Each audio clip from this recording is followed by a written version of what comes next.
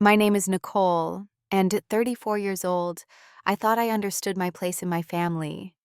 But last Christmas, sitting in my childhood home in Portland, watching my mother hand out gift after gift to everyone except me, I finally saw the truth. I'd driven 4 hours through a snowstorm, my car loaded with expensive presents for everyone, only to sit there empty-handed, while even my unemployed brother received multiple gifts. My mother's cold smile told me everything I needed to know. Before I share what happened next, tell me where you're watching from today. If you've ever felt invisible in your own family, please subscribe and like this video, because what I did next changed everything. Being the middle child meant I was never the star of the show. My older sister Lauren, 39, and a surgeon in Boston, claimed the title of the brilliant one. My younger brother Ryan, 29, and still living at home, held the position of the baby who needed protecting. And me, I was just Nicole, the senior project manager at a tech company in Seattle, the one who kept everything running smoothly. For years, I'd accepted this role without question. When Mom's roof started leaking 6 months ago, who did she call not Lauren with her surgeon's salary? Not Ryan, who lived right there with her. She called me, and I wrote a check for $15,000 without hesitation. When Ryan needed rehab for his drinking problem, I covered the $8,000 cost before anyone even asked. Mom's 65th birthday party 3 months ago, I planned it, organized it, and paid the $3,000 bill, while Lauren sent flowers from Boston and Ryan showed up late and drunk. During Mom's knee surgery recovery last spring, I drove down from Seattle every weekend, 4 hours each way to deliver groceries, clean the house, and manage her medical paperwork. I spent countless hours on the phone with insurance companies, sorting out claims and coverage. Lauren called once a week to check in. Ryan, living in the same house, couldn't be bothered to bring Mom a glass of water. The breaking point came 3 months before Christmas. Mom called me with another crisis. Ryan needed a car for job interviews, she said. Would I co-sign the loan? For once, I said no. I suggested that at 29, Ryan needed to take responsibility for his own life. The silence on the other end of the phone stretched for what felt like hours before Mom's voice turned ice cold. After everything I've done for you, she said. The words hung between us like a blade. Everything she'd done for me, I wanted to ask what exactly that was, but I held my tongue. The call ended with her hanging up on me, and the silent treatment began. Thanksgiving arrived with the Cold War still in effect, but I showed up anyway, car loaded with dishes I'd spent 2 days preparing. Turkey, stuffing 3 kinds of pie, homemade cranberry sauce. I set everything up while Mom fawned over Lauren, who'd graced us with her presence from Boston. She praised Ryan for trying to get his life together, though he'd spent the meal talking about his latest get-rich-quick scheme. When dinner ended, I cleared the table alone. I washed dishes while everyone else watched football in the living room. Mom walked past the kitchen several times, never acknowledging me. Lauren at least had the decency to bring her plate to the counter. Ryan left his on the coffee table for me to collect later. As I drove home that night, I told myself Christmas would be different. Mom would thaw out. The family would come together. I'd been telling myself stories like this my whole life, painting pretty pictures over ugly truths. But some part of me must have known better, because when I started shopping for Christmas gifts, I kept every receipt. 2 weeks before Christmas, I found myself in downtown Seattle, credit card in hand, shopping for the family that had given me the cold shoulder for months. Mom loved cashmere, so I bought her a $300 scarf in her favorite shade of burgundy from the boutique she'd mentioned wanting to visit. For Lauren, a $250 gift certificate to her favorite spa in Boston. Ryan got a $200 gaming headset he'd been dropping hints about since summer. But the gifts I was most proud of were the photo albums. I'd spent evenings sorting through old pictures, creating individual albums for each family member. Mom's featured photos of Dad before he passed their wedding day family vacations when we were young. Lauren's showcased her achievements from elementary school science fairs to her medical school graduation. Ryan's highlighted his happier moments before the drinking got bad, when his smile reached his eyes. The phone rang while I was wrapping everything. Mom's name appeared on the screen, and for a moment I considered not answering. But I picked up, and her voice sounded almost normal. "We need to discuss Christmas dinner," she said. "Could I bring my famous pecan pie and chocolate tart, and those sugar cookies everyone loved?" Of course, I agreed. She rattled off a list of other things she needed: groceries she'd forgotten, wine for dinner. Could I arrive early to help set up? Naturally, I said yes. I spent the next 2 days in my kitchen baking until my apartment smelled like a bakery. The pecan pie with its perfectly caramelized filling, the chocolate tart with Swiss meringue, 5 dozen sugar cookies decorated with royal icing. Everything packed carefully for the long drive ahead. The morning of Christmas Eve, I loaded my car in the pre-dawn darkness. Presents wrapped in gold and silver paper food containers stacked precisely overnight bag with my one nice dress for dinner. The weather report warned of snow, but I'd driven in worse. As I pulled onto Interstate 5 heading south toward Portland, I felt that familiar flutter of hope. Maybe this Christmas would heal everything. The snow started falling 2 hours into the drive. Fat, heavy flakes that stuck to the windshield faster than the wipers could clear them. Traffic slowed to a crawl. My phone buzzed with texts from Mom. Did I remember the whipped cream, the extra butter? Could I stop and get fresh rosemary? I pulled off at the next exit, adding another 30 minutes to my journey, as I gathered her last-minute requests. By the time I reached my childhood home, the driveway was already crowded. Lauren's rental car, a luxury SUV she'd complained about having to downgrade to. Ryan's girlfriend's beat-up Honda, which surprised me since no one had mentioned he was dating someone. I parked on the street, hauling everything through the accumulating snow. The front door was unlocked. I struggled inside with my first load to find everyone gathered in the living room. Mom and Lauren sat on the couch, wine glasses in hand, deep in conversation about Lauren's latest surgical triumph. Ryan and a blonde woman I'd never seen before occupied the love seat, his arm draped possessively around her shoulders. No one looked up when I entered. I made 3 more trips to the car, bringing in food and presents. On my final trip, Mom called out from her seat, "Nicole, the good china is in the hutch, and use the silver tablecloth, not the white one." That was my greeting after months of silence. Instructions for table setting. The next 4 hours blurred together in a symphony of cooking and preparation. I wrestled the turkey into the oven, peeled potatoes, prepped vegetables, arranged appetizers. My hands moved on autopilot while conversation drifted in from the living room. Lauren talking about her promotion to department head. Mom cooing over Ryan's girlfriend Brittany, asking about her family, her work at the mall, how she'd met Ryan. The oven timer went off just as I burned my hand pulling out the sweet potato casserole. I ran it under cold water, biting back tears that had nothing to do with the burn. No one had come to check on me once, not even to offer help or company. I was invisible in this house, a ghost who cooked and cleaned and paid bills. Dinner itself unfolded exactly as expected. Mom presided at the head of the table, Lauren to her right, Ryan and Brittany to her left. I sat at the far end closest to the kitchen for easy access when anyone needed anything. The food I'd spent hours preparing disappeared quickly, accompanied by compliments directed vaguely at the universe rather than at me. "This turkey is perfect," Mom said to the air. "These potatoes are so creamy," Lauren murmured to her plate. Ryan ate like he hadn't seen food in days, which might have been true. Brittany picked at her plate, clearly uncomfortable, but trying to make a good impression. She was the only one who looked directly at me, offering a small smile when I refilled her water glass. I wondered what Ryan had told her about his family, if my name had even come up in conversation. As plates emptied and conversation wound down, Mom's face lit up with practiced delight. She clapped her hands together like a child announcing it was time for presents. Everyone began moving toward the living room, while I stared at the disaster of the dining room table. "Go ahead," Mom said, waving her hand dismissively. "You can clean up after. We don't want to wait." I entered the living room to find everyone already settled, the tree lights twinkling mockingly. Mom had positioned herself in the armchair nearest the tree, a pile of wrapped packages at her feet. Lauren curled into the corner of the couch, phone in hand, probably texting her boyfriend in Boston. Ryan and Brittany squeezed together on the love seat, his hand on her knee. I took the only remaining seat, a wooden chair pulled in from the dining room. Mom began the distribution with theatrical flair.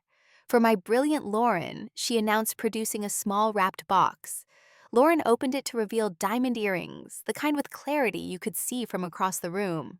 "Oh, Mom, you shouldn't have," Lauren said, though we all knew she expected nothing less. But wait. Mom continued, pulling out a designer handbag I recognized from Lauren's Instagram likes. This too, sweetheart. And this. A $500 Nordstrom gift card emerged from an envelope. Ryan's turn came next. Mom's voice softened as she spoke to her baby boy. I know things have been hard, she said, handing him a large box. Inside was a laptop not top of the line, but certainly not cheap. His eyes widened as he pulled out wireless earbuds from another package. $300 in cash filled an envelope because everyone needs walking around money, Mom explained.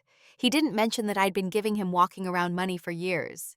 Even Brittany received gifts. We're so glad Ryan found someone special, Mom said, presenting her with a welcome to the family gift basket and a $100 Target card. Brittany looked stunned, mumbling thanks while shooting glances at me. Maybe she'd noticed I was the only one without packages accumulating at my feet. Mom returned to her chair, smoothing her skirt with satisfaction. The tree stood empty underneath, now its barren space reflecting the hollowness in my chest.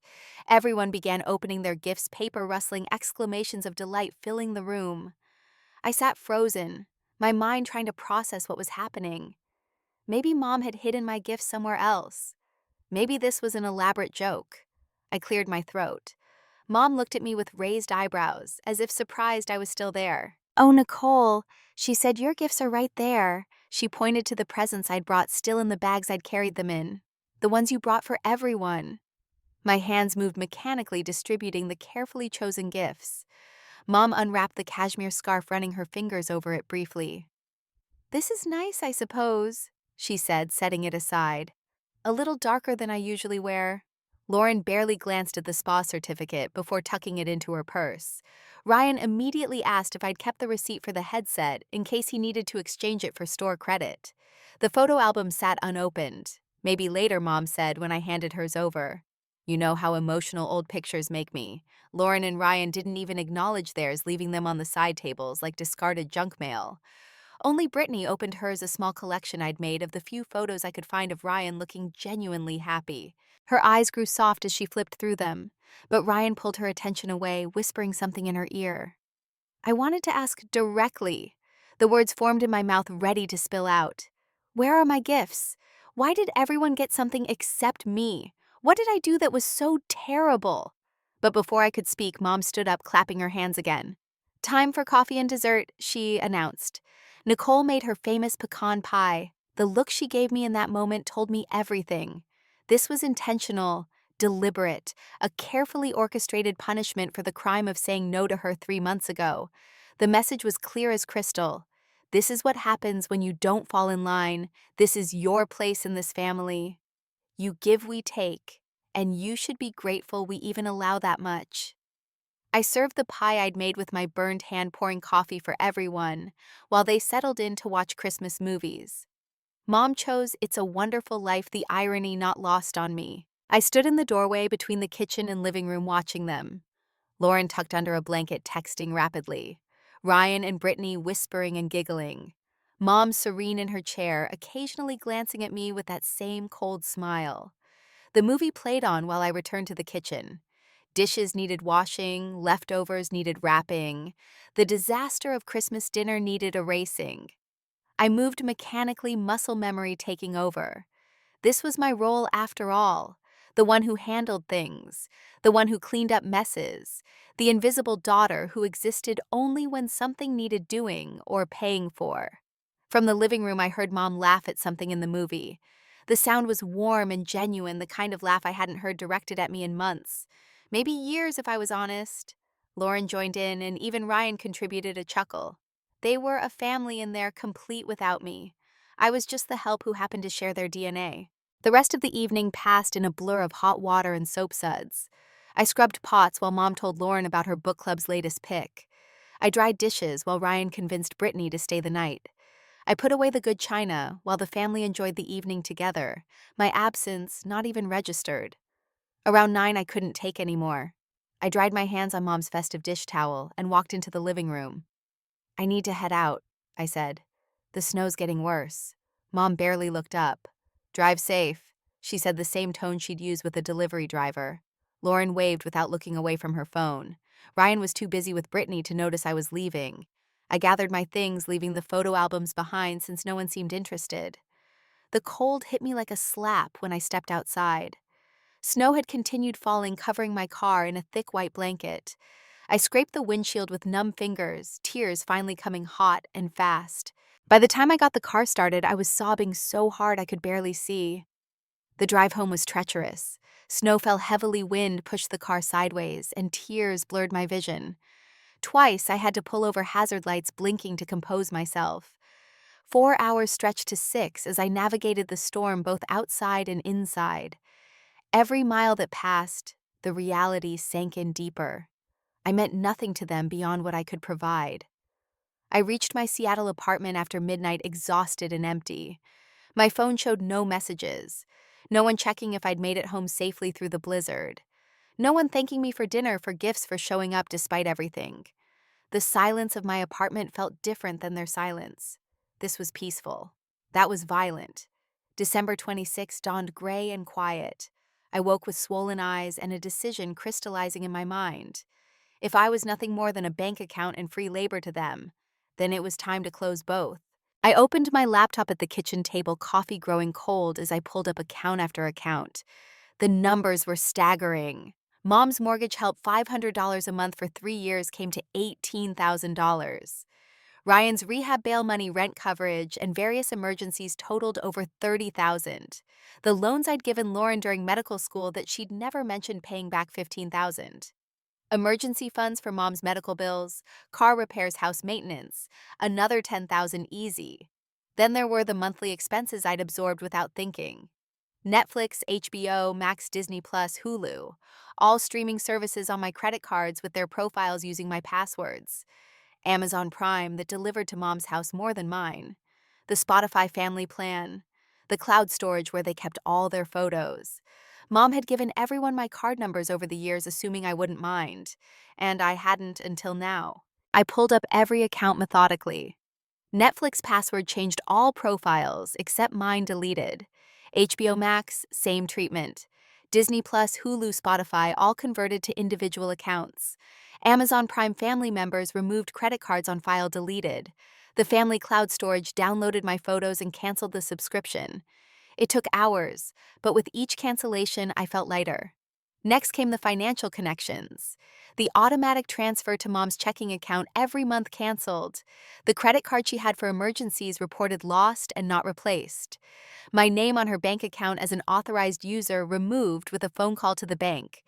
The power of attorney I'd signed during her knee surgery revoked through a legal document I found online. I also discovered something that made my blood run cold.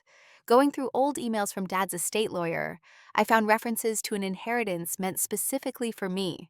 $50,000 Dad had set aside, noting in his will that I was the one who'd always been there for him during his cancer treatment. Money that had somehow never made it to me. Money that, according to Mom's bank records I still had access to, had been withdrawn in large chunks over 2 years and given to Ryan for his business ventures. By evening on December 26th, I'd severed every financial tie, every automatic payment, every shared service, every access point through which they'd been siphoning my resources. I'd also begun documenting everything, creating a spreadsheet of every payment, every gift, every sacrifice over the past 5 years. The total came to over $127,000. Then I did something I'd never done before. I blocked their numbers on my phone. Not permanently, I told myself, just for a while. Just long enough to find some peace. The silence that followed was profound. No requests for money, no demands for help, no guilt trips or manipulations. Just blessed, peaceful silence. December 31st arrived with my phone still blissfully quiet. I'd unblocked the numbers temporarily, curious if anyone would reach out for New Year's. The messages started flooding in immediately, having accumulated over 5 days. Ryan's were the most frantic. 23 texts ranging from confused to angry. Netflix isn't working was the first, followed by increasingly desperate messages about Hulu, HBO, and Disney Plus.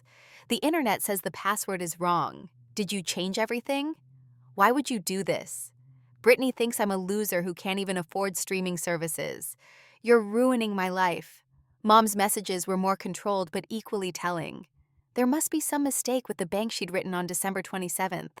The mortgage help didn't arrive. Please call immediately. By December 29th, her tone had shifted. This is very irresponsible behavior, Nicole. Family doesn't act this way. Your father would be ashamed. Lauren had started texting on December 30th. Mom's very upset. What's going on? Why aren't you answering anyone? Is this about Christmas? If it is, you're being incredibly petty and childish. Some of us have real careers and can't deal with this family drama. Fix whatever you've done. I read every message without responding, then blocked the numbers again. January arrived with me feeling something I hadn't experienced in years. Freedom. The weight I'd been carrying, the constant anxiety about what crisis would need my attention next had lifted. I slept better, ate better, smiled more. My coworkers noticed the change, commenting that I seemed lighter somehow. January 3rd brought the escalation. They'd figured out I was blocking them and started calling from other numbers. Mom left 6 voicemails from her friend Patricia's phone, each one more aggressive than the last. The mortgage payment was late, the streaming services were still not working, the house insurance was due. Where was I? What was wrong with me? How could I abandon my family like this? Ryan's girlfriend Brittany called from her work phone. Your brother is falling apart, she said in her voicemail. He can't afford anything. He told me you've always helped before. I don't understand what changed. He says you're having some kind of breakdown. Is that true? Are you okay? The concern in her voice almost made me laugh. Ryan had them all convinced I was the problem. January 7th marked Lauren's full entry into the battle. She called from the hospital using different department phones to get through my blocking. Nicole, this is ridiculous, she said in one message. Mom's house payment is now significantly late. She could lose the house. Is that what you want? For our mother to be homeless? Whatever point you're trying to make, you've made it. Now fix this before it goes too far. The family group text started January 8th. Mom created it using Ryan's phone, adding me before I could block the new thread. We need to discuss Nicole's concerning behavior, she opened. Lauren immediately agreed. This is affecting everyone. We need an intervention. Ryan added. She's lost it. Always knew she was jealous of us. Never thought she'd go this far, though. I watched the messages pile up without responding. They dissected my character, my mental health, my motivations. Mom suggested I was having a midlife crisis. Lauren diagnosed me with various personality disorders she'd learned about in medical school. Ryan just called me selfish over and over, each message more vitriolic than the last. January 10th brought a real crisis. Mom's water heater broke, flooding the basement. She called from neighbors' phones, friends' phones, even had the pastor call me. Nicole, your mother needs you, he said in his message. This isn't like you to abandon family in their time of need. Whatever happened can be forgiven. Please, come home and help. The water heater would cost $2,000 to replace. Mom had no savings, having always relied on me for emergencies. Lauren claimed she couldn't help from Boston. Ryan obviously had nothing to contribute. They were stuck, and for the first time in my adult life, I wasn't rushing to save them. Mom's birthday was January 12th, and her friends started calling me. Where was the party I always organized? The restaurant reservation I always made? The cake I always ordered? Your mother is so hurt, her friend Barbara told my voicemail. She says you're having some kind of episode. We're all worried about you, dear. This isn't normal behavior. January 13th, Ryan claimed he had a job interview at Microsoft. He needed a suit, new shoes, a haircut, gas money. This could change everything. He texted from yet another number. This could be my big break. If you sabotage this, you're literally destroying my future. I'm your brother, your only brother. How can you be so cruel? That evening, Brittany accidentally revealed the truth on her Instagram story. A video of Ryan day drunk at a bar laughing about how he'd almost gotten his sister to believe the Microsoft story. Should have worked, he slurred. She's usually so gullible. Probably would have sent $5,000 if she wasn't being such a witch. The video was deleted within an hour, but I'd already saved it. January 14th arrived with a rental car in my apartment's visitor parking. I watched from my window as Mom, Lauren, and Ryan climbed out. Lauren must have flown in from Boston. This was their nuclear option, a full family ambush. I considered not answering the door, but decided it was time to face this head-on. They knocked for 5 minutes before I opened the door. Mom pushed past me immediately, followed by Lauren and Ryan. They arranged themselves in my living room like they were staging an intervention, which I suppose they were. Mom took the center seat on my couch. Lauren flanked her left, Ryan her right. I remained standing. "We're very concerned about you." Mom began using her best maternal voice. "This isn't like you, Nicole. We think you're having some kind of mental health crisis. We're here to help." The words were right, but her eyes were cold, calculating. This was about control, not concern. "You need therapy," Lauren added, her doctor voice activated. "This destructive behavior, the isolation, the paranoia that were against you, these are serious symptoms. I can recommend someone in Seattle, someone who can help you process whatever trauma you think you've experienced." Ryan's contribution was less subtle. "You're destroying the family," he said. "Over what?" "Because you didn't get Christmas presents." "That's insane. You're insane. You need to fix this right now, turn everything back on, put the money back, and maybe we can forget this happened." I let them finish, then walked to my home office without a word. I returned with a folder inches thick, placing it on the coffee table. They watched as I pulled out bank statements, credit card bills, receipts, all highlighted and annotated. 5 years of financial support documented in excruciating detail. $127,000, I said calmly. "That's what I've given this family in 5 years, not including the time, the emotional labor, the career opportunities I passed up to stay close and help." I showed them the spreadsheet, watched their faces change as they absorbed the numbers. Mom recovered first. "Mothers don't keep score with their children," she said. "Real family doesn't count dollars and cents. If you've been keeping track all this time, that says something very sick about you, not us. The fact that you see love as transactions is heartbreaking." "I didn't know you were keeping track," Lauren said, as if that made it better. "Nobody asked you to do those things. You offered. You insisted even. You can't give gifts and then take them back when your feelings get hurt. That's manipulative." Ryan's response was the most honest. "So what he said. That's what family does. We help each other. Just because you have more doesn't mean you get to lord it over us. Mom and Lauren have helped me too." The fact that he couldn't see the irony in his statement would have been funny if it wasn't so sad. I pulled out another document, this one from Dad's estate lawyer. "The $50,000, I said, watching Mom's face go white. "The money Dad left specifically for me. The money that went to Ryan's business ventures that never materialized. The money you stole from me." "That was different," Mom stammered. "Ryan needed it more. You were doing fine on your own. Your father would have understood. He would have wanted the money to go where it was most needed. You've always been so capable, so independent." Ryan needed that boost. Lauren had gone quiet, and I could see her doing the math in her head. She knew about the inheritance theft, I realized. She'd known and said nothing. The three of them had conspired to take what was mine, justifying it because I was capable, because I didn't need help, because I would manage. "I want you to leave," I said. "I'm done. Done being the family ATM. Done being the one who fixes everything while being treated like nothing. Done pretending this is love when it's just exploitation. You showed me at Christmas exactly what I mean to you. Nothing. Less than nothing. An empty space under the tree. If you do this, you're out of the family," Mom said, standing up. "You'll regret this when I'm gone. When you're alone with your money and your pride, you'll wish you'd been a better daughter. We're your family, your blood. Without us, you're nothing." I looked at the three of them, really looked. Mom with her manipulative tears that never quite fell. Lauren with her superior expression, already calculating how this would affect her. Ryan with his rage, the tantrum of a child who'd been told no for the first time. They were my family, but they weren't my people. "I already was out of the family," I said. "You showed me that at Christmas when everyone got gifts except me. When you sat there smiling while I realized I meant nothing to you beyond what I could provide. I'm just making it official now. Get out of my apartment." Lauren tried one more time. "You'll be alone," she said. "No one will love you like family loves you. Is that what you want? To die alone with your bank account?" The irony of her saying this while she lived 3,000 miles away and only called when she needed something was apparently lost on her. They left eventually, Mom making sure to slam the door. Ryan kicking my wall on the way out.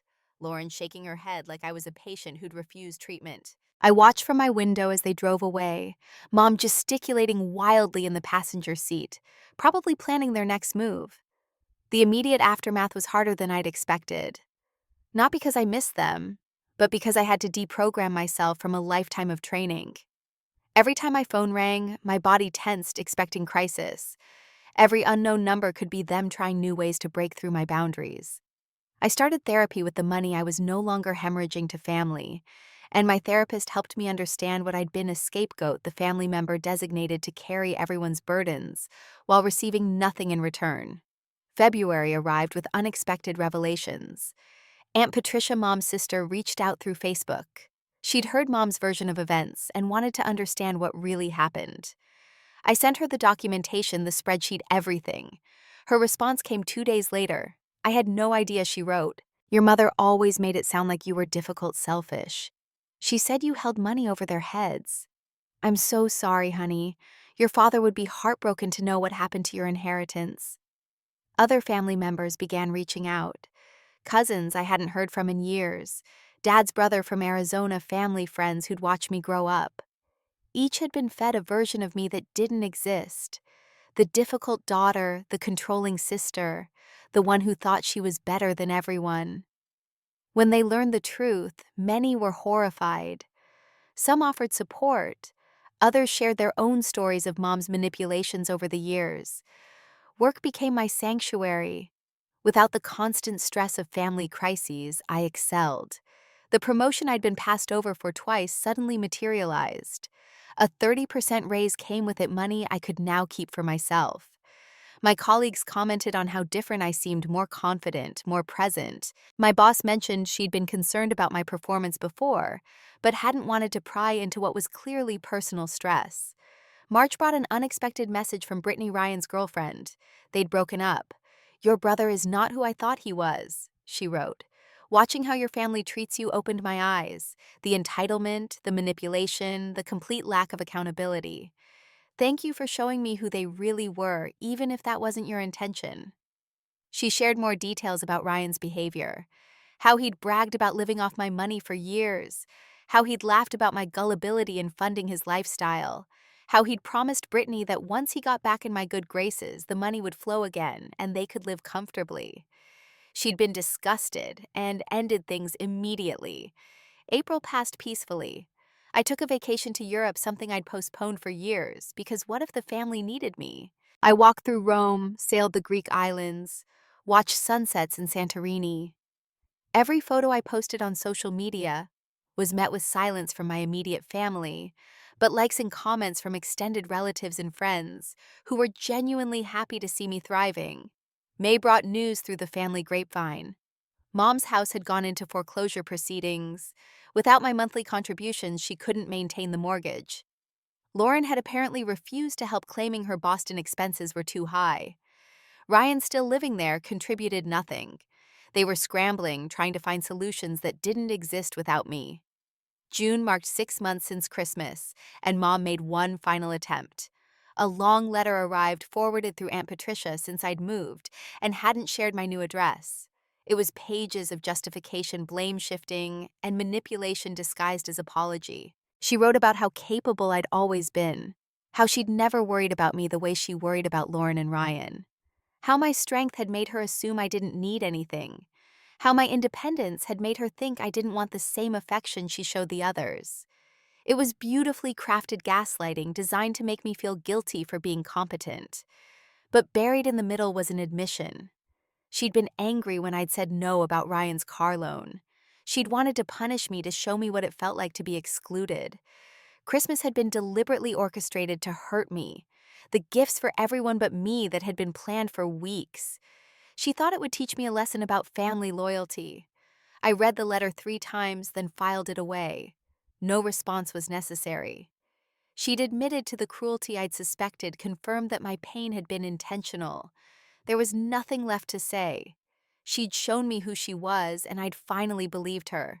September came with news that they'd lost the house. Mom had moved in with her sister Patricia, who'd apparently given her an earful about the inheritance theft. Lauren had had to take out loans to help with some expenses, furious that her credit was being affected. Ryan had moved in with a friend, though that arrangement lasted less than a month before he was kicked out for not contributing. October brought a final update from Aunt Patricia. "Your mother asks about you constantly," she wrote. "She won't admit she was wrong, but she knows she lost something precious. Lauren barely calls her. Ryan only shows up when he needs something. She's reaping what she sowed, but it's still hard to watch. I wanted you to know you're missed, even if they're too proud to say it. November passed with my first holiday season free from obligation. No shopping for people who wouldn't appreciate it. No cooking for family who wouldn't thank me.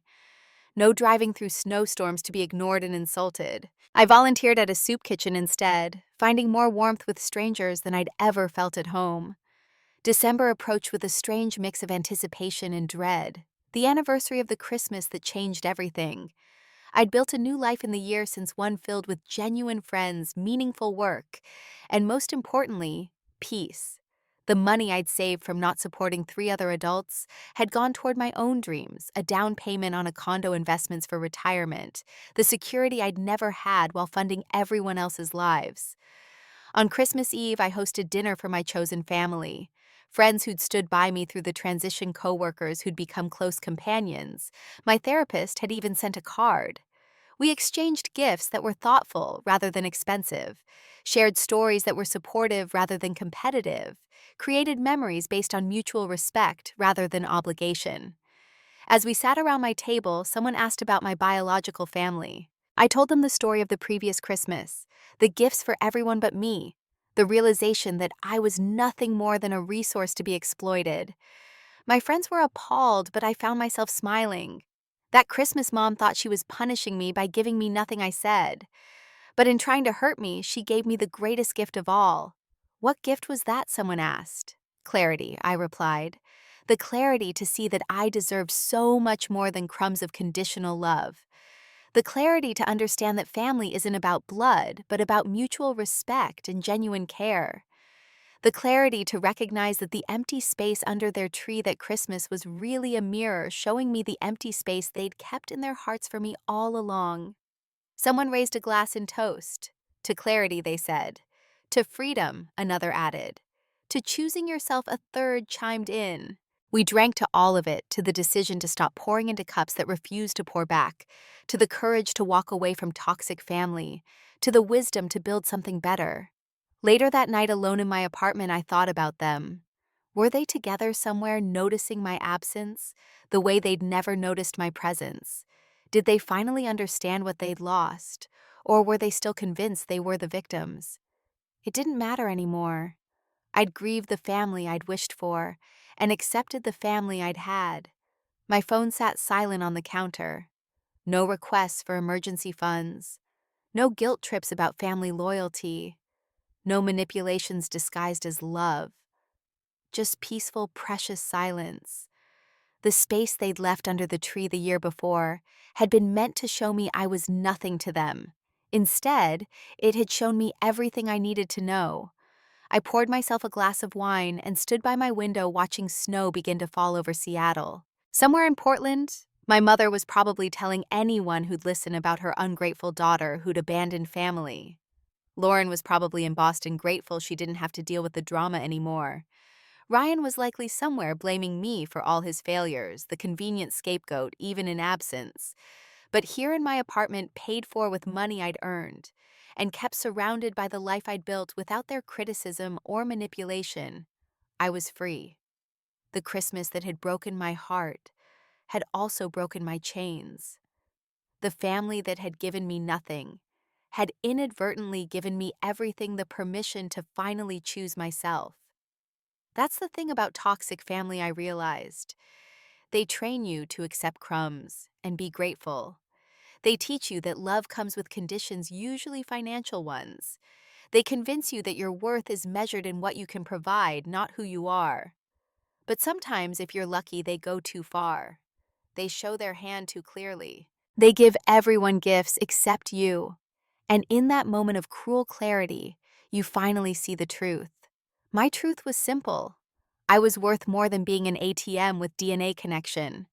I deserved relationships based on reciprocity, not exploitation. I could choose my own family, one that valued me for more than my bank account and willingness to sacrifice. The empty space under their tree hadn't been a punishment. It had been a liberation. As Christmas Day dawned, I woke to messages from my chosen family friends, thanking me for dinner, sharing photos from the evening, making plans for New Year's. My biological family remained silent, but their silence no longer hurt. It was just the natural conclusion to a story that had been ending for years. I'd just been too deep in the fog of obligation to see it. Some people might say I was too harsh, that family deserves forgiveness, that I should have tried harder to work things out. But those people probably had families who saw them as more than resources to exploit. They probably received gifts at Christmas, not as transactions, but as expressions of love. They probably never had to buy their own birthday cake while funding everyone else's celebrations. The truth is, sometimes the most loving thing you can do for yourself is walk away. Sometimes the only way to heal is to stop reopening wounds. Sometimes family isn't forever, and that's okay, because the family you choose, the one that chooses you back, that's the one that matters. That's the one that sees you, values you, celebrates you not for what you can provide, but for who you are. My mother was wrong about one thing. She said without them, I'd be nothing. But without them, I became everything I was meant to be. Successful, peaceful, surrounded by genuine love, and most importantly, free. Free from guilt, free from manipulation, free from the endless cycle of giving without receiving. Free to live a life where my worth wasn't measured in dollars donated to ungrateful relatives. That Christmas, when Mom gave everyone gifts except me, she thought she was teaching me a lesson about obedience. Instead, she taught me about self-worth. She thought she was showing me my place in the family hierarchy. Instead, she showed me the exit door. She thought she was punishing me with that empty space under the tree. Instead, she was setting me free. And for that unintended gift, I am forever grateful. Have you ever had to walk away from toxic family? How did you find the strength to choose yourself when everyone said you were wrong? I'd love to hear your stories in the comments below. If this resonated with you, please like this video and subscribe to hear more stories about overcoming family manipulation and finding your own worth. Share this with someone who needs to hear that it's okay to choose themselves, even when family says otherwise. Thank you for listening to my story, and remember, you deserve to be celebrated, not just tolerated. May your holidays be filled with people who truly value you.